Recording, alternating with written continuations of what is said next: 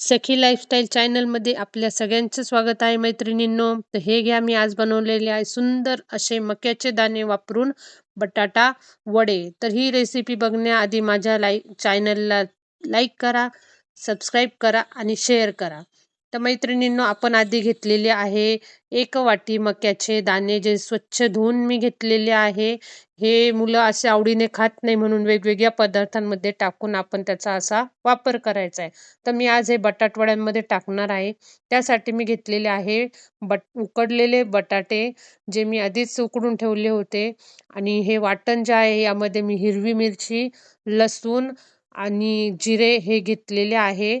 आता हे वाटणामध्ये आपण जे मक्याचे दाणे होते ते बारीक करून घेणार आहोत, जेणेकरून ते दाताखाली अख्खे दाणे येणार नाहीत. तर आपण यामध्ये मक्याचे कॉर्न जे आहे, कॉर्न चे दाणे ते बारीक करून घेणार आहोत. हे बघा, असा छानपैकी आपण बारीक करून घेतलेलं आहे हे, जेणेकरून आपल्या वड्यांची टेस्ट पण खूप सुंदर लागेल.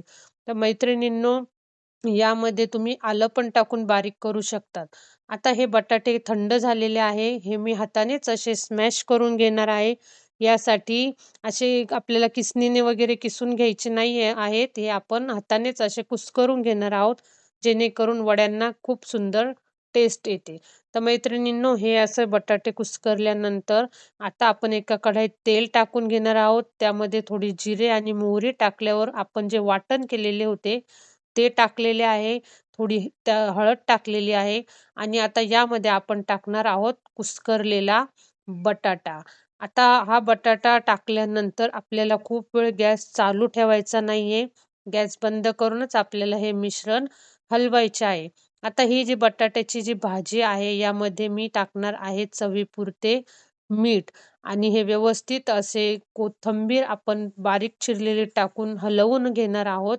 एकदम सगळीकडे मीठ लागेल असं आपल्याला हे व्यवस्थित अशी ही भाजी हलवून घ्यायची आहे, जेणेकरून मीठ सगळीकडे पसरून जाईल, कारण आपण गॅस ऑलरेडी बंद केलेला आहे. तर मैत्रिणींनो, ही बघा, आपली ही बटाटवड्यातली भाजी तयार झालेली आहे. तर आता आपण या भाजीचे थंड झाल्यावर गोळे करून घेणार आहोत वड्यांसाठी. तर मी आता चिंचेचे गोड आंबट पाणी बनवणार आहे. त्यासाठी मी चिंच आणि गूळ हे उकळून घेतलेले आहे. हे थंड झाल्यानंतर आपल्याला असे मिक्सरच्या भांड्यामध्ये टाकून आणि व्यवस्थित बारीक करून घ्यायचे आहे, जेणेकरून आपली गोड आंबट अशी चिंचाची चटणी तयार होईल. तर हे बघा, यामध्ये मी हेच पाणी टाकून परत बारीक करून घेणार आहे आणि अशा पद्धतीने आपली ही चटणी तयार झालेली आहे वड्यांसोबत खाण्यासाठी. आता तोपर्यंत मी हे बटाट्याचे गोळे पण बनवून घेतलेले आहे मैत्रिणींनो एका बाजूला. आणि आता हे जे आहे, वरतून वड्याच्या आवरणासाठी बेसन पीठ, त्यामध्ये थोडेसे तांदळाचे पीठ, हळद, ओवा आणि चवीपुरते मीठ टाकून आपण हे बॅटर बनवून घेणार आहोत. तर या मिश्रणामध्ये आपल्याला सोडा वगैरे काही घालायचं नाहीये. पाणी टाकून आपल्याला हे मिश्रण व्यवस्थित असं तयार करून घ्यायचं आहे आणि खूप पातळ असं पण करायचं नाहीये. हे मिश्रण जर खूप पातळ झालं, तर आपल्या वड्यांवरचं जे कव्हर असतं पिठाचं, ते सगळं तेलामध्ये निघून जातं. तर हे मिश्रण जे आहे, हे थोडंसं घट्टच आपल्याला ठेवायचं आहे. अशा पद्धतीने मी हे तयार करून घेतलेलं आहे.